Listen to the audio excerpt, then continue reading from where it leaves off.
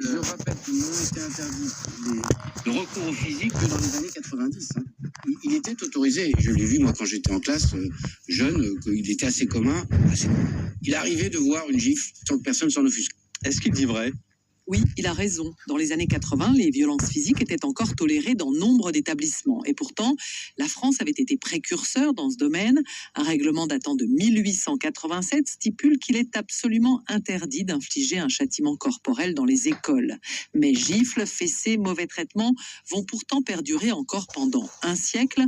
Pourquoi ? Car 2 ans après cette loi, un arrêt de la Cour de cassation a rétabli un droit de correction aux maîtres, au même titre que celui accordé aux parents. Et sans que cela ne provoque de débat dans la société ? Si, à partir des années 80 en France, il y a bien eu quelques scandales, mais la justice a gardé le plus souvent la main légère.